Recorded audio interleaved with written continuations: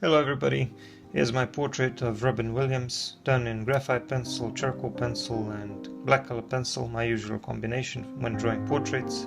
Let's do a narrated video for this portrait and talk a little bit about this great actor and comedian. I usually do the sketch with a graphite pencil. I prefer Staedtler's graphite pencils for sketching, and once the sketch is done I usually start working with a charcoal pencil, and I normally like to start with some of the darkest areas. When I use charcoal pencils I often use these woodless charcoal pencils, and I either use a medium or a soft one. I tend to use the medium one for some of the details, for some of the lines that need to be thinner and where I need more precision. And I tend to use the softer woodless charcoal pencil where I know that I don't need precision and where I know that I'm going to be smudging and spreading the charcoal a lot. So like I said, I like to draw some of these darker areas a little bit to lay down some charcoal which I'm going to spread around, but also to have something to work with. When drawing hair, I like to blend with a brush because that allows me to leave some of that texture and some of those lines visible.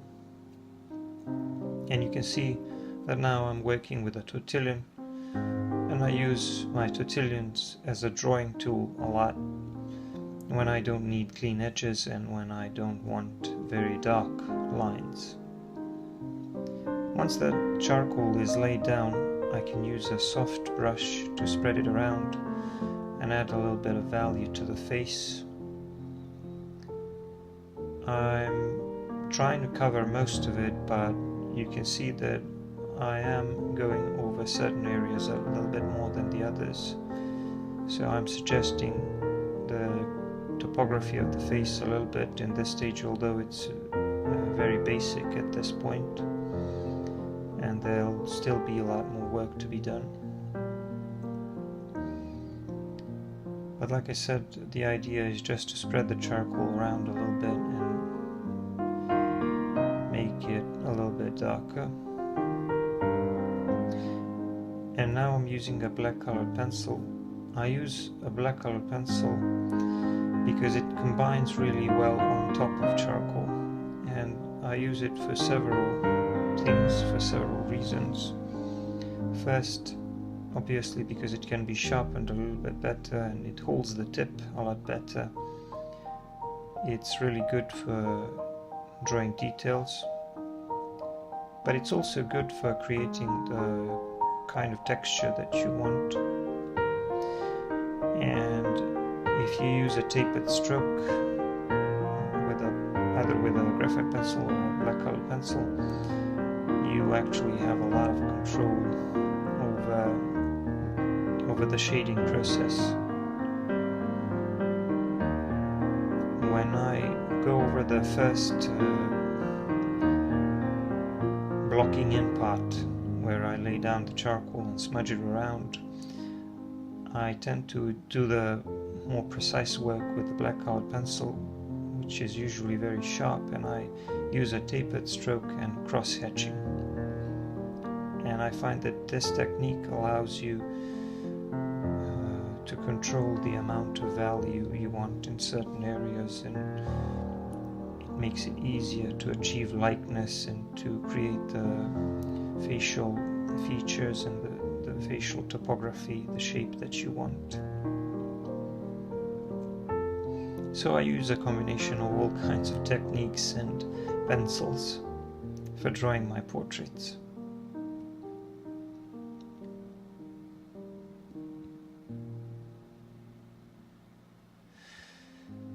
Another interesting thing is that I almost lost part of the footage here. You can see that this part of the footage is a little bit blurry,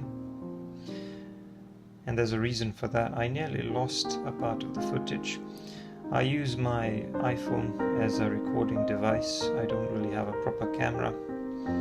But anyway, as I was trying to transfer the video files onto my PC, for some reason one of the larger ones, or the largest one, which was almost half an hour, I think, or more, I wasn't able to transfer it because my computer just wouldn't see it. And I thought that I would lose a big part of the drawing process, which would be a shame, because I wanted to show you a little bit longer and slower version of this drawing progression and talk a little bit about it. So I thought I would lose it, but I found a creative solution to transfer the video, because I was still able to see it on my iPhone and play it. I decided to hit the record screen option. So I played the video on my iPhone and then recorded it and broke it down into several smaller videos, and I was able to transfer them that way. So that's why this part of the footage is of a little bit worse quality. Not that my videos have great quality anyway, but I'm gonna be working on that in the future. You can see how much shading I did with my Tutilian. I did this with some of the darker areas where I need to establish darker values. And I gotta tell you, this reference photo was really good, because you'll find that these shadows really add a lot to the realism. For example, the shadow under his nose and under his chin. When you get those shadows right, your portraits will look very realistic. Those are some of the things that you need to try to emphasize in your portraits. When you see these shadows, prominent, pronounced shadows under the nose, like the one that I'm working on now, you need to try to capture that. And another important thing are the highlights. So the lightest areas on the face, like for example on the tip of the nose or on the forehead, sometimes on the cheeks, and of course painting the eyes and things like that. These things allow you to create very realistic looking portraits and to create an illusion of volume and depth in the face that you're drawing.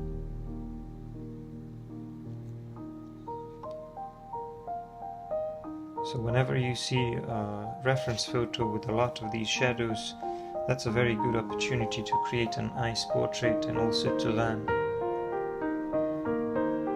On the other hand, reference photos that are kind of flat are very difficult to draw. And I find that what's even more difficult is when the light source is confusing, like for example when it's coming from down below. It can change the appearance of the person quite a bit. It's easier somehow to draw when the light source is coming from above.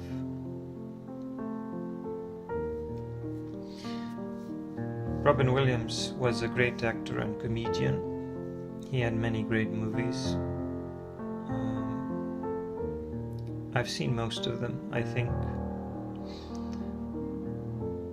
I've seen Mrs. Doubtfire many times.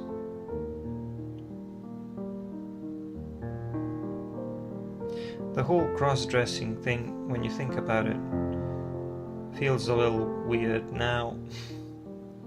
And I don't like some of the messages in the movie now that I think about them as an adult, because I don't think that the solution for relationships between a husband and a wife is for a man to be more feminine, but rather to be more masculine.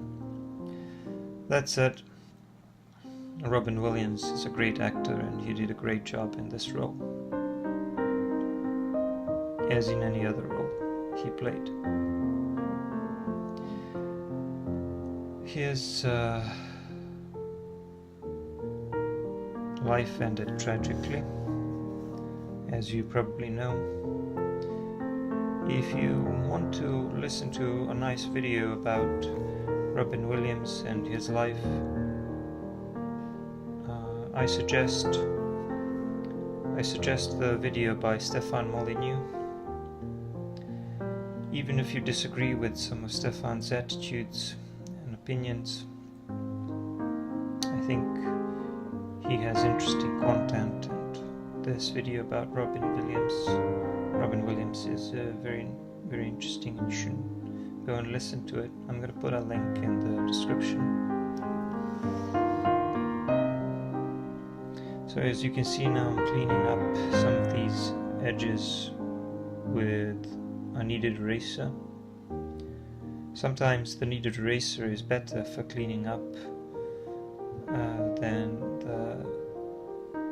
the pencil eraser, because the pencil eraser is like a regular eraser, it does leave some residue.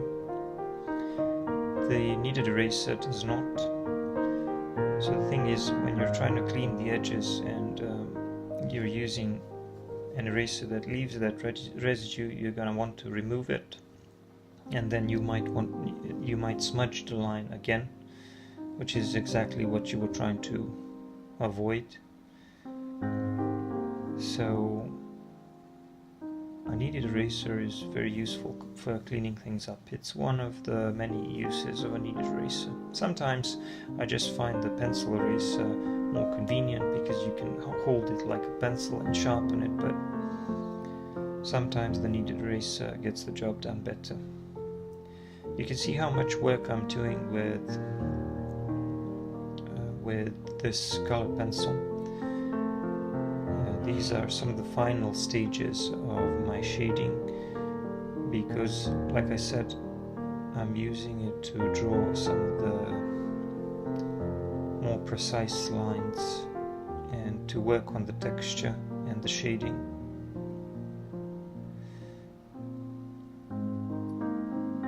And you can also create the amount of texture, you can also control the amount of texture that you're creating, because if you feel like you have too much texture, that too many of these lines created by cross-hatching or scribbling are visible, then you can just go over them with a brush and soften them up a little bit and create a more realistic look. I also needed to add a little bit of those, I don't know what they are, pores or freckles on his nose. But I think the face is looking pretty good. I just need to work a little bit around the mouth and the chin.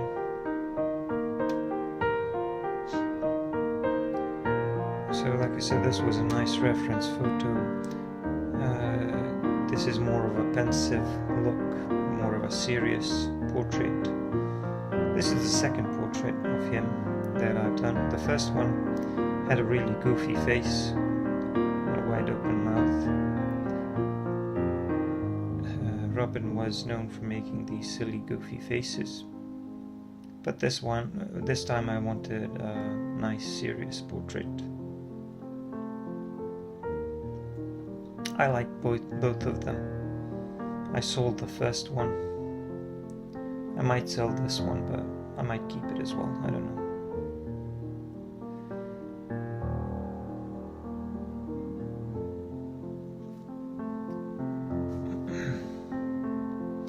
You can also use the tortillon for softening some of these textures, blending things in.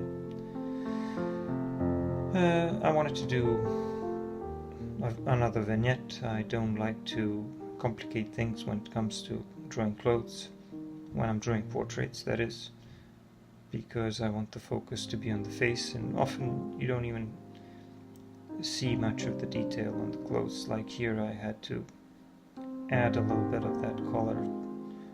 I couldn't really see what he was wearing. I think he was wearing some kind of a dark shirt. I don't know what it was. So I'm just going to wing it. and create something that looks like a dark shirt.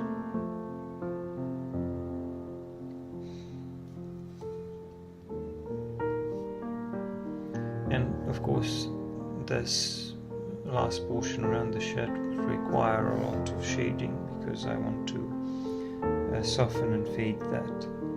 You can also see that I'm still working on the face, adding some texture a little bit. I want the skin to look a little more realistic, and I know that a lot of people, when they draw these realistic portraits, they try to draw every pore.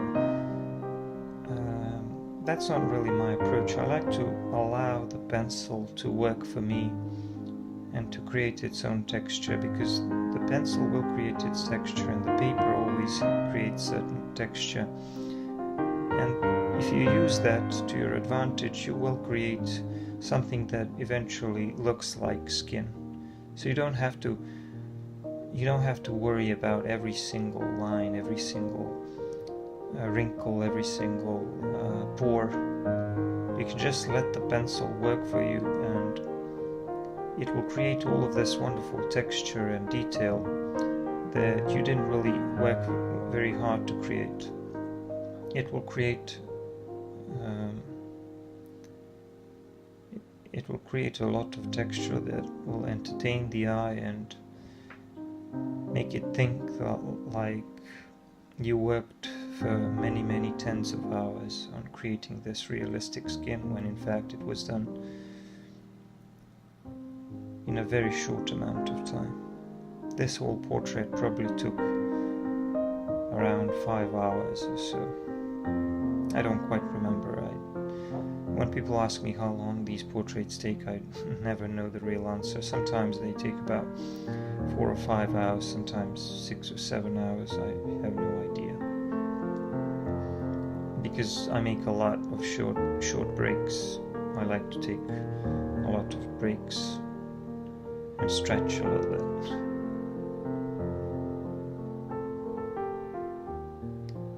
So just a little bit of shading around the shirt. You can see how I extended the shadow under his chin and his head to the right side. It's very important to be consistent with your light source, and obviously the right side of the face is darker and shaded more thoroughly.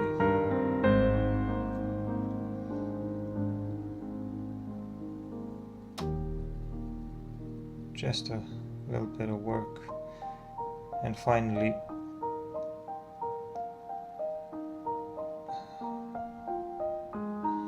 once I'm done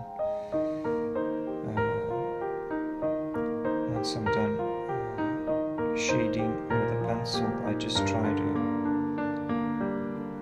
to fade these edges of the portrait a little bit to create a nicer looking vignette. You can actually use a little bit of a tapered stroke here and there to fill in some of these gaps and add a tiny bit of value and make it look a little bit softer. And then eventually all that is left is the signature. Thanks for watching. I hope you enjoyed this portrait of Robin Williams.